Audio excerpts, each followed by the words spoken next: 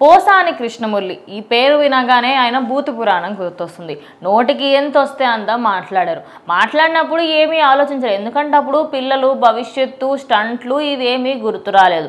కానీ ఇప్పుడు ఎప్పుడైతే ఆయనని జైలుకి తీసుకువెళ్లారో, కోర్టులో హాజరుపరిచినప్పుడు నాకు 2 పిల్లలు ఉన్నారండి, నాకు ఆరోగ్యం బాగాలేదండి అంటూ సాకులు చెప్పుకుంటూ, అదే కాకుండా నేను తప్పు చేస్తే నన్ను నరికేయండి అని సినిమా డైలాగులు కోర్టులోనే వేస్తూ వచ్చారు. మరి అసలు అక్కడ కోర్టులో, గుంటూరు కోర్టులో ఇప్పటికే చాలా మట్టుకు ఆయనకి రిమాండ్ విధించాలి అని ఫిక్స్ అయ్యారు.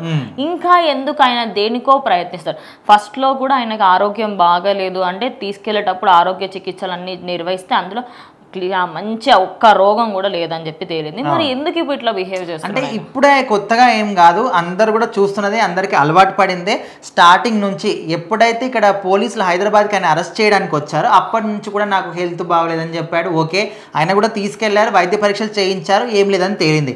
అయినప్పటికీ జైల్లో ఉన్నప్పుడు నాకు హార్ట్ అటాక్ వచ్చిందని, గుండెలో నొప్పి వస్తుందని, ఆస్తమా ఉందని రకరకాల రీజన్స్ చెప్పినప్పటికీ కూడా ఓకే ఈయన ఇట్లా చెప్తున్నారు కదని హాస్పిటల్కి తీసుకెళ్తే అక్కడ కూడా ఏం లేదని తేలింది. సో ఇప్పుడు ఆయన ఎందుకు ఇట్లా చేస్తున్నాడంటే ఏదో ఒక విధంగా తప్పించుకోవాలి. ఎందుకంటే రీసెంట్గా చూసాం బోర్గడ్ అనిల్ కూడా ఏదో ఒక సాకు చెప్పి, కనీసం వాళ్ళ అమ్మ పేరు కూడా ఆరోగ్యం బాగలేదని చెప్పి ఒక ఫేక్ మెడికల్ సర్టిఫికేట్ ఇచ్చి కూడా ఆయన బెయిల్ తీసుకొని ఎక్కడో వెళ్ళి మళ్ళీ రావడం జరిగింది. సో ఆ విధంగా వీళ్ళు ఎట్లా అంటే వీళ్ళ మైండ్ ఒక క్రిమినల్ మైండ్ అనమాట. వాళ్ళు ఏ విధంగా మనం చేస్తే మనకు బెయిల్ వస్తుంది, ఏ విధంగా అబద్ధపు సాక్ష్యాలు పుట్టిస్తే మనకు బెయిల్ వస్తుంది, మనం బయటకు వెళ్తాము, వేరే వాళ్ళతో కలిసి మాట్లాడుకొని ఏదో ఒక విధంగా మనకు అంటే బెనిఫిట్ అయ్యే విధంగా చేసుకుందామని వాళ్ళు ఆ విధంగా ఆలోచిస్తూ ఉంటారు. సో మరి పోసాని కృష్ణమురళి ఆయన మాత్రం గుంటూరులోని జడ్జి ముందు హాజరుపరిచినప్పుడు నార్మల్గా మాట్లాడడం కాదు, ఆయన ఒక ఎమోషనల్గా మాట్లాడుతూ కంట్లో నీళ్లు తెచ్చుకొని ఏడుస్తూ కూడా మాట్లాడడం జరిగింది.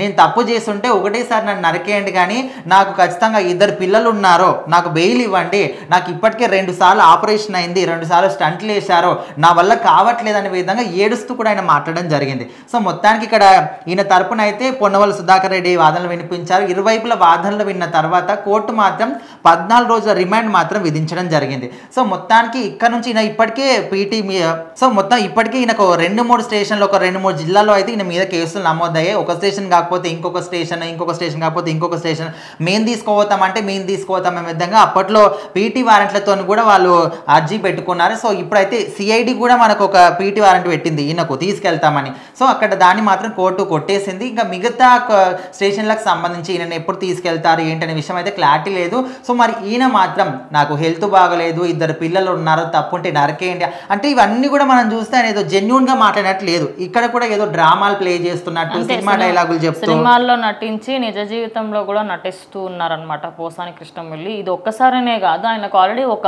15 కేసుల వరకు ఆయన పేరు మీద ఉన్నాయి. ఒక కేసుకి ఆయనకు బెయిల్ వచ్చింది. అయితే ఆయనకి బెయిల్ వచ్చిందని హ్యాపీగా ఫీల్ అయ్యే లోపు ఇంకో పోలీసులు వచ్చి మేము తీసుకెళ్తాంలేండి, మా కేసులు ఉన్నాయి కదా అని చెప్పారు. మరి కోర్టు ముందు ఎవరైనా సరే మణిగి ఉండాలి, కానీ కోర్టు దగ్గర కూడా ఎలా మాట్లాడాలి, కోర్టులో జడ్జి ముందు ఏ విధంగా మాట్లాడాలనే ఇంహితం కూడా లేకుండా ఏడుస్తూ మాట్లాడడం. మరి ఎప్పుడైతే మీరు ప్రతిపక్షాలకు సంబంధించి వాళ్ళ ఇంట్లో వాళ్ళని, వాళ్ళ ఓన్ తల్లిదండ్రులని, పిల్లల దగ్గర నుంచి ప్రతి ఒక్కళ్ళని తిట్టినప్పుడు, మీ ఇంట్లో భార్య పిల్లలు ఉన్నారని, మీకంటూ ఓ తల్లిదండ్రులు ఉండేవారని, అదే కాకుండా మీకంటూ పిల్లలు ఉన్నారని గుర్తు రాలేదా? ఇప్పుడు మీ ఆరోగ్యం పైకి, మీ పైకి కేసులు రాగానే పిల్లలు ఫ్యామిలీ అంటున్నారంటూ మాట్లాడినా అదంతా కూడా నిజం కాదు. చట్టానికి ఏం కావాలి? సాక్ష్యాలు, ఆధారాలు మాత్రమే కావాలి. ఎలాంటి ఎమోషన్స్ కానీ ఆధారాలు లేని మాటలు ఏవి కూడా పనికిరావు. సో మొత్తానికి ఆయన మీద ఉన్న కేసులు అవన్నీ క్లియర్గా ఆయన మాట్లాడిన కూడా సాక్ష్యాధారాలతో పాటు క్లియర్గా కనిపిస్తూ ఉన్నాయి. శిక్ష పడ్డం మాత్రం ఖచ్చితంగా జరుగుతుంది. కాకపోతే ఇక ఈయన మాట్లాడిన మాటలకి మరి ఏ విధంగా రియాక్ట్ అవుతుంది, 14 రోజులు రిమాండ్ అయితే విధించారు. మరి తర్వాత ఏం జరుగుతుందో ఖచ్చితంగా చూడాలి.